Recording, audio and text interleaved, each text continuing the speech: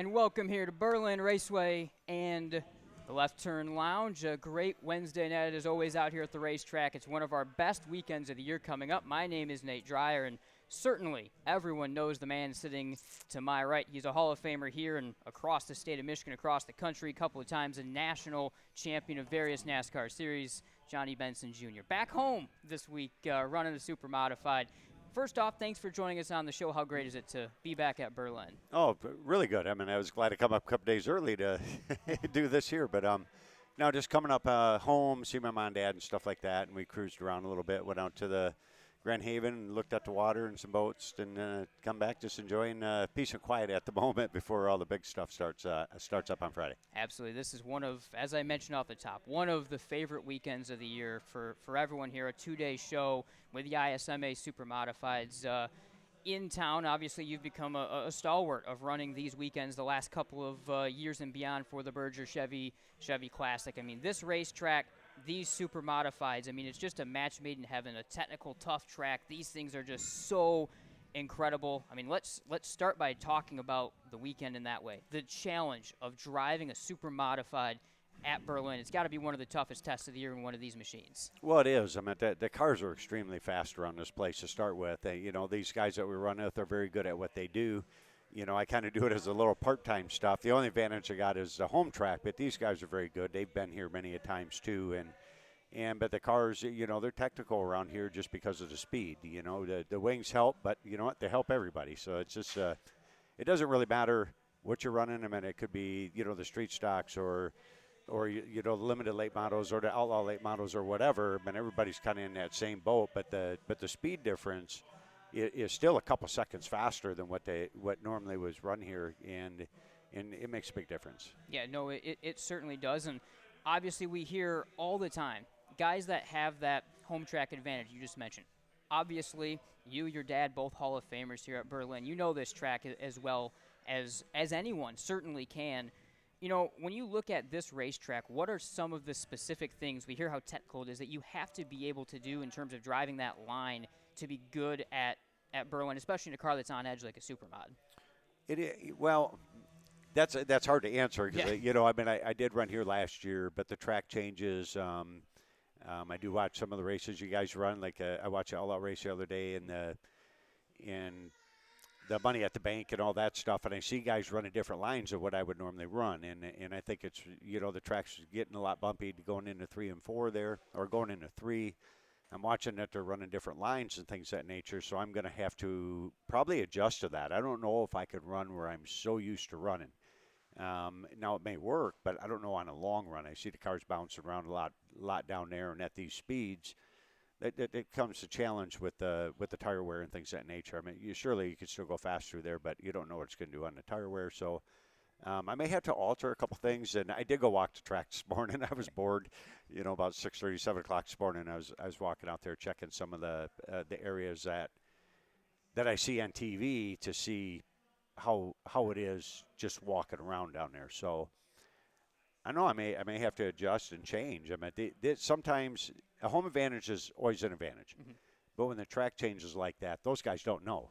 Right. They don't know all those things, so they're going to run where they feel that their car's good, and sometimes that's a very good thing for them too. So I may have to adjust to the same thinking that they do, because these guys are really good at what they do. Yeah, no, that's really interesting to hear that perspective. And obviously, you've been able to see many moons of this racetrack change. Do you remember what was the first time and the first car that you drove and raced here at this racetrack? Do you remember back then? Well, it would have been, let's see, 1996, Okay. I think, would have been the first time I run an outlaw late model here. Okay. And, of course, it took me like 2 – this place is tough. I mean, I watched my dad race here for many years, and it took me 2 years before I won my first race. But then once I started figuring out, I've been able to win a lot of races here. But it's a revolving door, with not only does the track change. I went through that when I ran the late models here to when they repaved it when I ran ASA here. And I did drive a different line than what I'm used to. Now, by the second or third time that ASA ran here on that pavement, then I was able to go back to kind of the old ways in that. And we had won some races in ASA doing that things. But the last 2 years that I've ran here, I don't think that works. So, and I kind of watched. So 1 year it did work pretty good, and then I clipped a guy and crashed a car. But and then last year, it was just different. Okay. And so I'm like, all right, I'm just going to go out there and look this time and see why it's different, why some guys are able to go into this spot there where typically that wouldn't be good, but they're hauling butt. And so I may look into that, when we start practice on Friday to move around and see if I can't find some of those spots, because I run good at tracks I've never been at before because I do stuff that maybe the normal guy won't do because I do have to learn the track. Some guys will give you some advice, but I still got to make my own choice, and I'll move around, and sometimes it's good, sometimes it's bad. And I've done that at Kalamazoo, where Kalamazoo runs high, and I always try to pick a groove they're not, because if I'm running the same groove they are, obviously you can't pass them. So, and I was able to do that at Kalamazoo when everybody moved up. I ran the bottom, and I had people tell me, you can't run 100 laps down there in the bottom. I said, well, I can run 100 laps behind everybody up top if I want, and we were able to run the bottom and get it to work there, and we did win the race. So I may approach that this weekend. I mean, there's certain areas of the track, obviously, that I understand what's going to happen, and some of the ones that I think maybe I need to run, I'm not sure with this car. I might try and practice. We'll see. That's interesting. Johnny Benson Jr., Busch, and Craftsman Truck Series champion, of course, the Hall of Famer here at Berlin as well, joining us on Berlin Trackside Live today. Off of that, one thing we always hear about with this racetrack is how temperature and condition sensitive it is. Why is it? Why is Berlin a track that is so, it's going to be a hot, slick weekend this weekend. Why is Berlin a track that fits in that category? It fits in that category because there's no straightaways. Yeah. So when you look at a typical track, you're going to be fairly straight going down a straightaway. Like when we run out Oswego, there's a straightaway. You go down, Sandusky, there's a straightaway. Kalamazoo's kind of like Berlin. It doesn't really have a straightaway. So we continuously are building heat in the tires. So as you're going, this track's famous for still spinning the wheels at the flag stand, and that creates a lot of heat in the tires. Where a track that's got a straightaway, it gives the tires an opportunity to cool down. When I say cool down, I'm saying, it might drop 5, 8, 9, 10 degrees maybe, but we're still in the 220, 230 degree mark going through the corners, and having that tire drop off or that little bit of cooling at a track with a straightaway on it. It's the same for everybody, but it's a benefit for the handling of a car. Where here you never go straight, you're constantly leaning on it. The tires run hot here compared to most racetracks, and so you're dealing with that, and that's what's really tough on the tires. And when you piss one of the tires off, whether it's a right front, right rear, whatever tire it is, you start to lose a tremendous amount of grip, and it changes a big balance change to the car. So you have to make sure you don't, like if you're tight, you got to make sure not to overheat the right front as bad, or if you're loose, try not to overheat the right rear so bad. But it depends how long the race. I've seen sprint cars go around here and blue smoke coming off the right rear. Well, that's not good. Right. It won't happen with us. We don't slide like that. But those are the things that you're looking for. An example would be like, say, watch a sprint car go around here. You can literally see the blue haze coming off tire. Well, it's making that tire extremely hot. That type of car is going to kind of do that. But so we try to keep that temperature down. It's very hard to do that here. Yeah, no, it definitely is. That's the sort of thing we often hear, and again, especially these Supermodifieds. Again, if you have a chance to make it out either Friday or Saturday or both, this is one of our most fun shows of the year for good reason. Tell us, what about Supermodifieds have drawn you to driving these type of cars? I know you drove them a lot even during your NASCAR career, but especially after in your retirement from NASCAR. These have been the things you focused on. What about these machines have drawn you to them so much? Well, my dad used to race them, and of course I was pretty young at that point in time. And then as I started getting older, which I still wasn't that old, at 13, 14, 15 years old or something like that, he went back to start driving it for Max Stalker, and they're just so cool, right? Mm-hmm. And then you just the technology on them is cool, but just with the engines off to the side, and we tried to build our all late models that way, try to get as much left side as we could until they threw a rule on us, But back in the day when my dad ran, there was no rule on that, and we had that weight over there like a super, just not the engine over there. But and it just fascinates me to do that. And to be honest, I don't believe I've ever ran my Outlaw late model at the left side weight that my dad had. Okay. You know, we were up 68%, and like the supers, I think there's a 70%. 70% is hard to get, but but I think the most I've ever run in my Outlaw car was 60, 65 maybe, and it's cool to drive a car that has that. But when you take and get it close to 70 and you put that kind of horsepower in it with a lightweight car and wide tires and all the downforce with the wings, man, it is nothing. I don't even know how to compare it. And so they're just so cool. And I've enjoyed them. I mean, I've had success with them, and we've won some races with ISMA. It's been some years back, and they're just fun. Mm-hmm. They're fun. A good group of guys. They race pretty clean. You don't want to bump tires with these things, So you're and with no spotters, you better make sure you're beside the guy and make sure that he knows you're there, and vice versa. If somebody's trying to pass you, these cars you can hear the way where some of the headers are, they're a lot further forward, and so they can hear them, especially if you go on the outside. Somebody they can hear you pretty quick. Inside, not so much, because all the exhaust, or a lot of the exhaust goes off the left side of the car. But yeah, I mean, you got to pay attention, and if you hear somebody, you can't just say, well, I'm just going to pinch them, hold them in the grass a little bit. You don't want to do that with these. So it is a different mentality with the race, and different aspect of how you drive, and just because you're just on the gas so much here. Yeah, and similar to also, describe building an outlaw car like this as well, like we saw last week, but the little bit more unlimited nature of being able to do more things with these race cars in terms of, aero and wings and setup versus a template, stock car. How fun is that challenge to kind of have to put those pieces together and have, maybe a few more tools in your toolbox to try to make the car quicker? That's really the reason why you do it. That you put a lot of ingenuity into different things. Now, they do have some rules. You got your width of the rear of the car, or rim to rim, of what that can be. Our wing sizes are, at least the top wing, is X amount of square inches. So there's basically three different style wings. You got a 6 by 4 foot wide wing.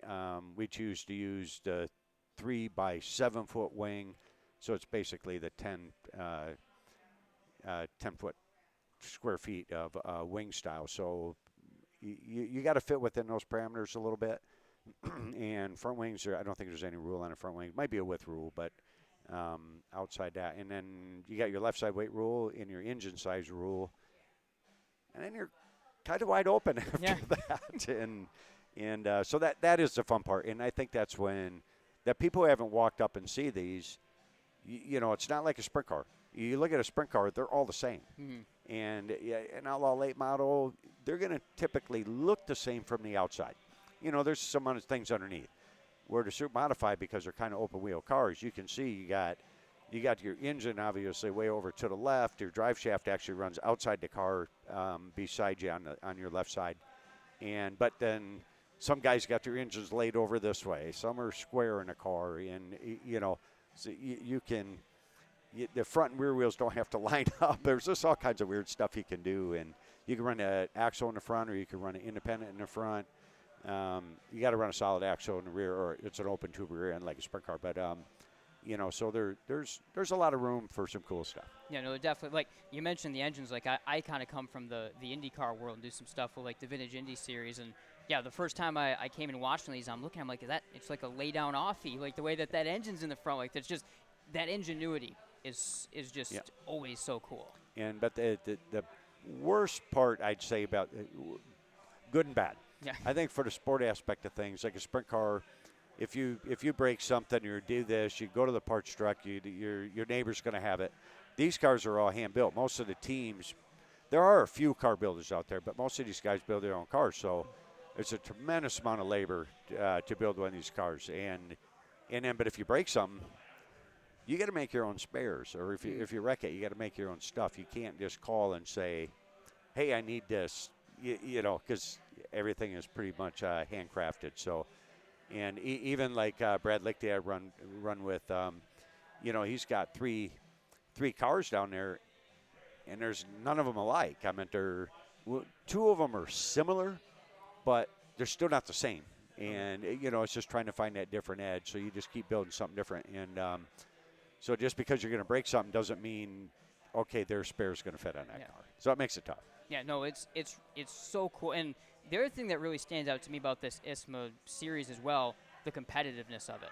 I mean, there are some really tough guys week in, week out. Obviously, a national schedule that they run as well. I mean, tell us how difficult it is to be competitive, to win races in this series week in, week out. Well, it's very tough, and a lot of the ingenuity creates that issue. I mean, it's kind of like the outlaw late models. When you figure something out and you're building your own stuff, which we always did, when we started running good and all that, it's not like they can call the car builder and say, hey, what are you doing? Well, he doesn't run our cars, so that's kind of the same thing here.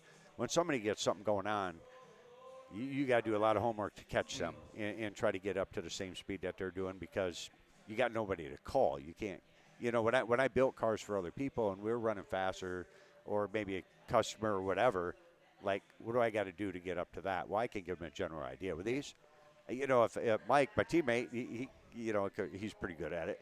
And like when he kicks our butt, I'm like, dude, what can I do to mine that works for you? And he goes, well, the cars ain't quite the same. Yeah. It's a little tougher in that side of the sport, but but there's a lot of smart people in there, and it is very tough. They're demanding race cars.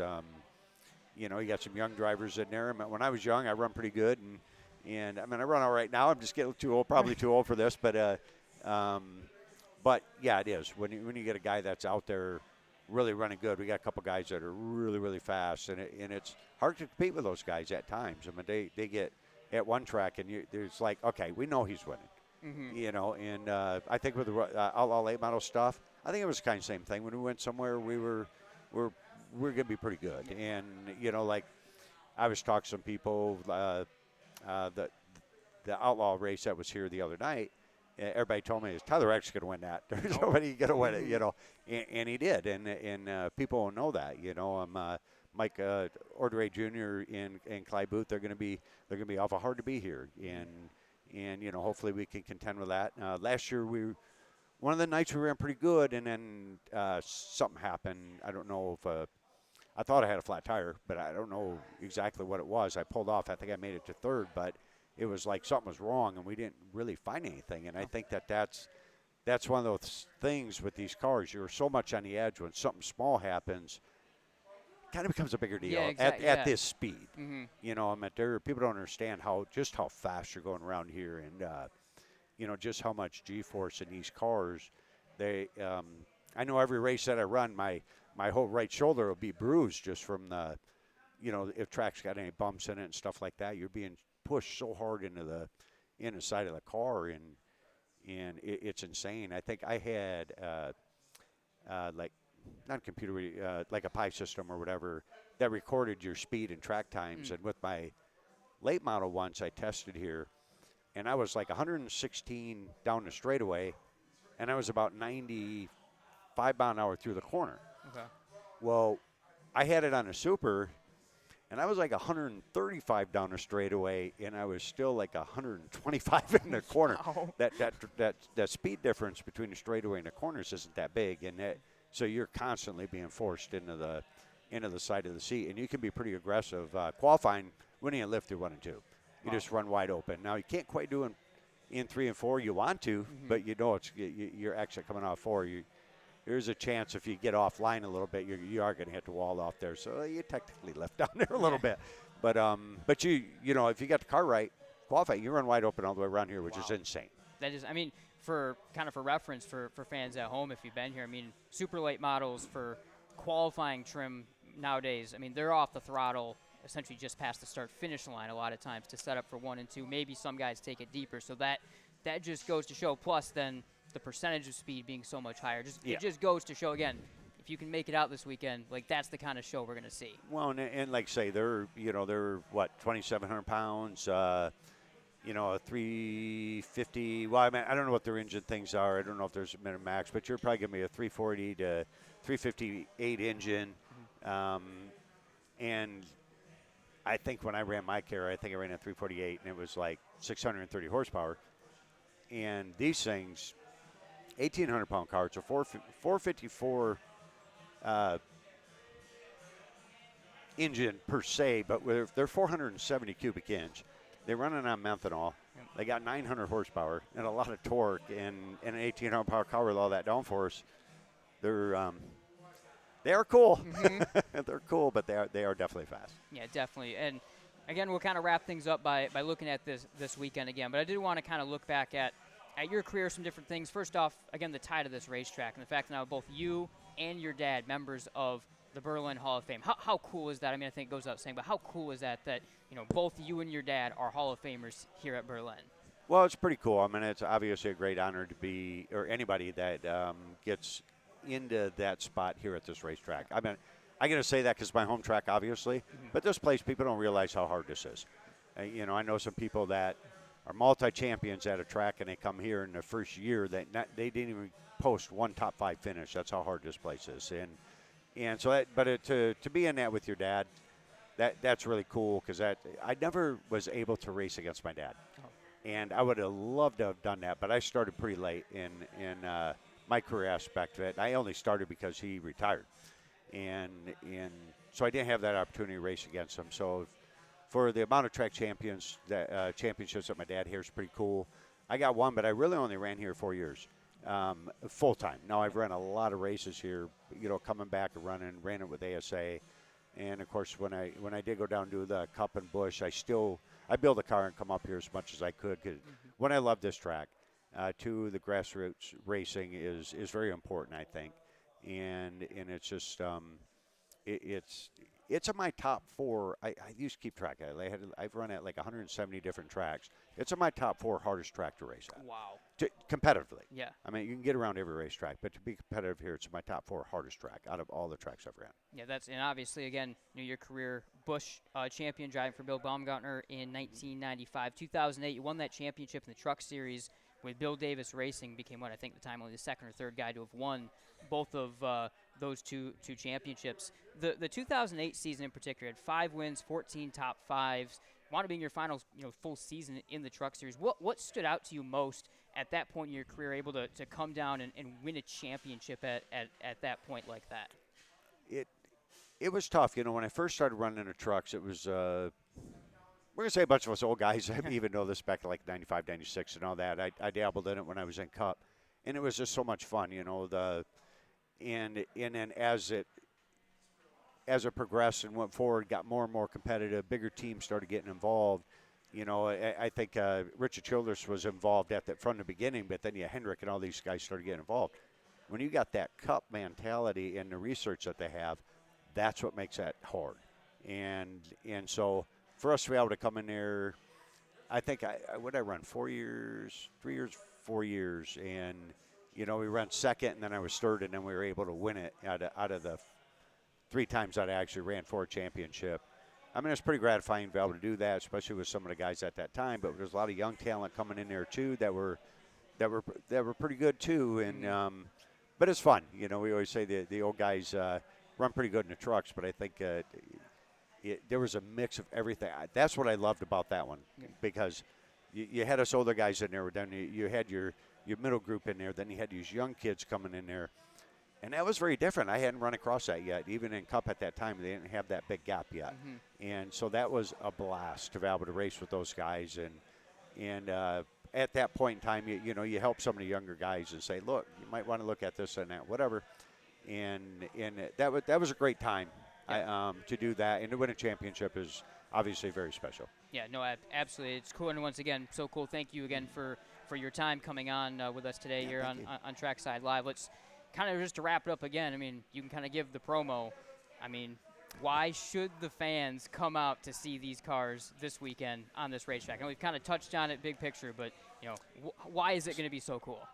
Well, one, this place is amazing. Yes. What, what everybody has done here over the last 4 or 5 years is incredible. I mean, I grew up here, and I still brag people. I tell people we had a bunch of people come from North Carolina up here for this race because I said, look, this place is amazing. Not only for the track, but after the music and everything that they got going on here. It's a great place. But the supers, they're just fast, and they'll love them. The chances to see them up in this area are very limited. Like, you're going to see them here. And that's it. So I think that, the people need to come out here. And just for the fact that, this might be one of the latter times I'm going to run here, and got a bunch of old school friends coming out here. Be a good plan just for that part. So, but no, the facility's awesome and done a tremendous job here. We put on a good race. But these things are cool. Yep. These things are cool. And if you can't get in the pits, make sure you come in the pits afterwards. Come look at these things. They're pretty bad to the bone. Absolutely. Thank you again so much for your time. Johnny Benson Jr. joining us here on Trackside Live here at Berlin. Don't go anywhere here on the Berlin Facebook page. We can take a quick break, and when we come back, we'll go back through to take a look at a bit of a track update and some of course, more what's coming up this weekend. We'll be right back here on Trackside Live.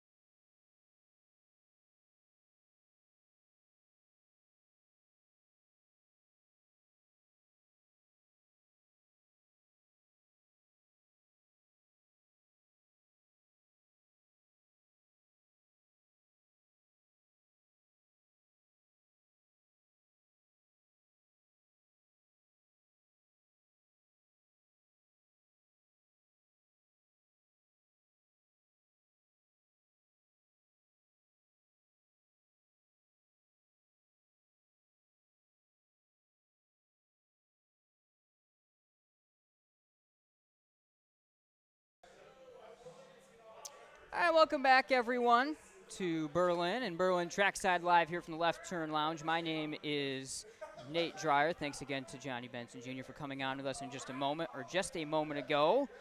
Tyler Kuehl, welcome to the program. We have your son just off screen here, so joining us just quickly here while we go over and preview some things this weekend. Well, it was a big night because we knew we were going to have Johnny Benson on the show, and for those that might not follow me on socials, Johnny Benson is my son's favorite driver, based on the fact that his favorite toy car is the old Ford 26 Cheerios machine that he drove in the late 90s when he was driving Cup. So that was the first drive he learned. He has a Dale Jr. one now. He knows Dale Jr. He knows Lake Speed for some reason because I have that old Cartoon Network number 9 car. Yep. The famous one that him and John Andretti got in the wreck in at the end of the 98 500 that led to Dale winning the race. So he got those cars. That's how I learned my numbers and colors was, hey, Jeff Gordon, Rainbow 24, Dale Sr., the black number 3. And now I'm teaching my kid how to do it, and now people think he's a genius. And I'm like, no, he's a race fan. There you so go. I don't know if that diminishes a few points with some people, though. I've learned the way that people look at me when I tell them I'm a race fan or a race person. Sometimes, they do look at you a little funny. Well, so that's why it's funny because kind of tying things into SuperMod weekend here. Mike McVetto, who does he work for, or who did he work for? NASA. Oh. The guy's smart. Mike Ordway Jr., he works with jet engines. These guys are engineers. They're smart people. They just like to go fast in a circle. It's a little bit different, a little bit unique, and you know what? My son was out watching the mini wedges, and as small as they are, he was. He almost we have it tapered off over there. The mini wedge you can win here this season, $7,500 worth mini wedge we're giving away at the end of the season here at Berlin.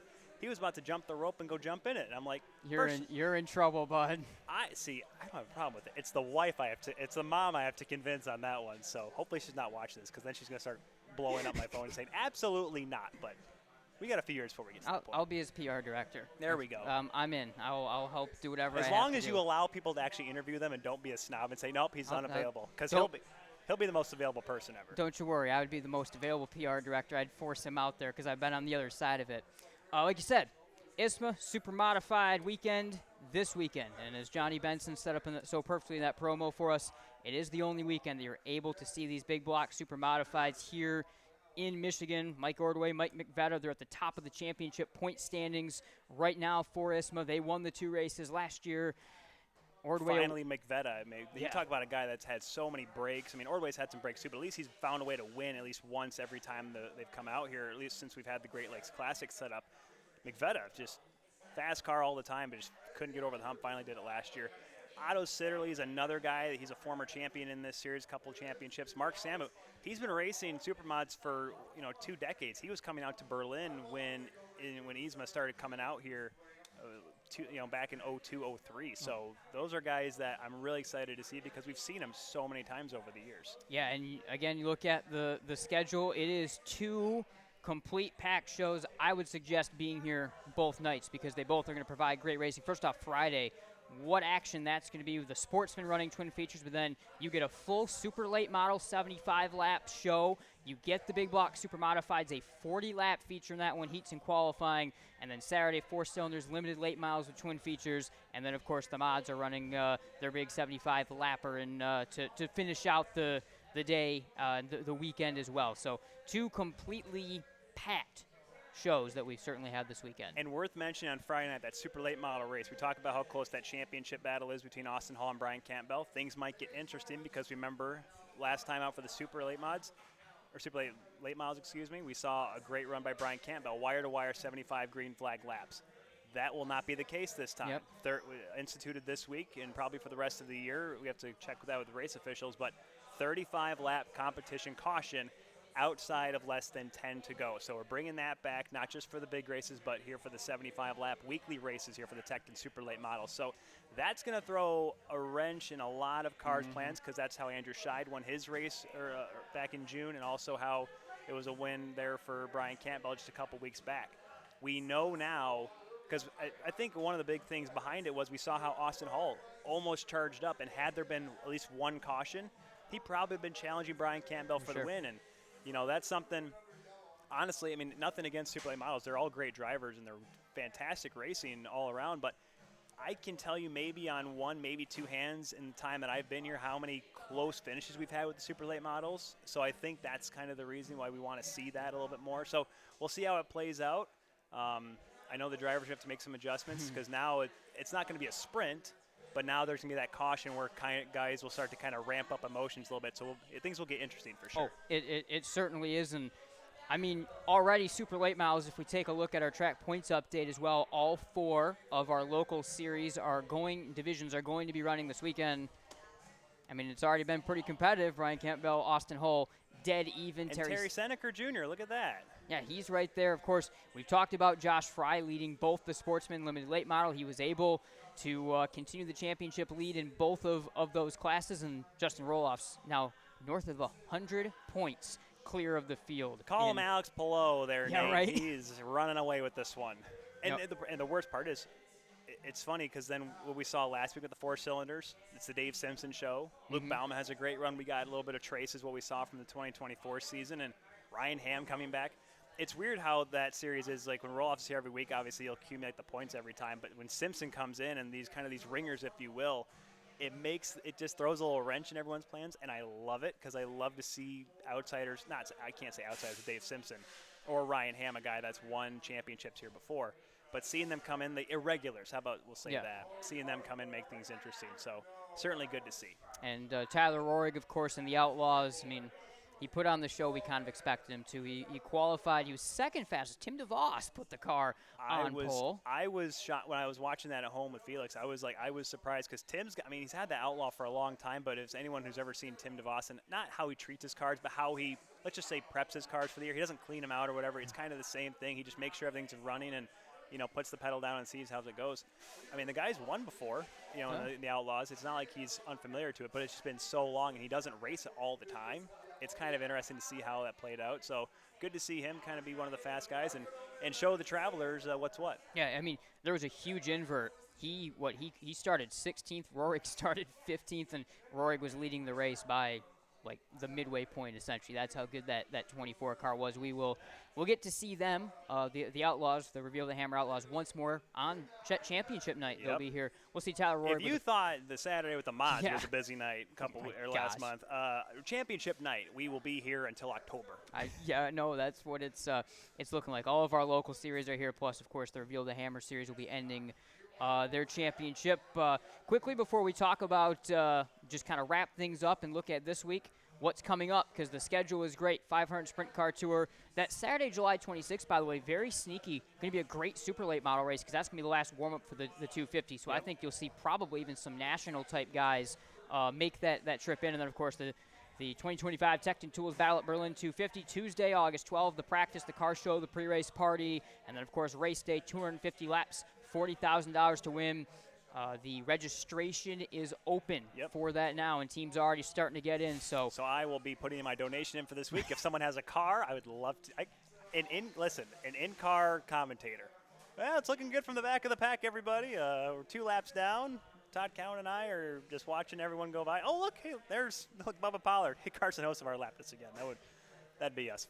That'd be me if I was racing probably. Hopefully Bubba Pollard has – wishing him to finally have the luck to put on the competitive run he can. Last night he started up front, got wrecked at Slinger pretty early on in that one. So looking forward to that. Those races at Slinger can be very strange and all get. I mean, it's a quarter mile with Talladega banking essentially. Yeah. I mean, what was it, 33 degrees a quarter mile? Like Slinger, Winchester, those are those kind of tracks that they're just, you can't not watch those races because you don't know what's going to happen. It's the traveling short track version of Bristol, I guess. And I say old Bristol because, well, Bristol nowadays is it's a different track, but we don't need to get to that because we'd be here until, we race on Friday. Yeah, that's right. It is a quick turnaround for us Friday and Saturday. Make sure you're here for, I would say, both days. It is going to be a great show both days. We're going to be here both days. We are going to be here both days. Finally, you're back. What a great weekend to make your return. I know, right? I mean, I mean, it's not like I'm avoiding the heat because it's going to stay here this weekend, but you know what? That means the track's going to be slick. The track's going to be tough. You talked about it with Johnny Benson a little bit. It's going to be a wild ride for not just the Supermods, but also every single local series. So this is, I know we sound repetitive. We say, oh, you can't miss this week. You can't miss the sprint cars and all this stuff, but it's hard to say no to a weekend like this when you can get such a good deal on ticket pricing as well. And obviously we have a lot of giveaways. We have a lot of good bands playing this weekend for the Supermods. So you got to come out. This is certainly a fun weekend to bring out the family, whatever, and watch some very fast cars go really, really fast. I couldn't have said it any better myself. We'll see everyone out here both days, Friday and Saturday at Berlin for the Berger Chevy Great Lakes Classic, the ISMA ISMA Big Block Super Modified weekend. Always one of the best that we have all year long. Tyler Cool, Nate Jar, thanks again so much to Johnny Benson Jr. for joining us here today on Trackside Live. We'll see you all on Flow Friday and Saturday Live, and we'll see you all next week right back here on the Berlin Facebook page for another installment of Berlin Trackside Live.